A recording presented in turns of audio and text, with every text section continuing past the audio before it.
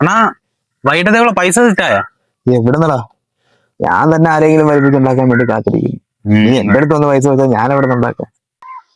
നാളെ ഒരു 500 രൂപ എടുക്കാണോ? 500 മതിയാവോ? നീ തമാശ കളിക്കലളിയാ. എന്റെ എവിടെന്നടാ? നീ ചോദിക്കുമ്പോ പൈസ തരാൻ എന്റെ തന്തയാണെന്ന് ഉണ്ടാക്കിയിട്ടൊന്നുമില്ല.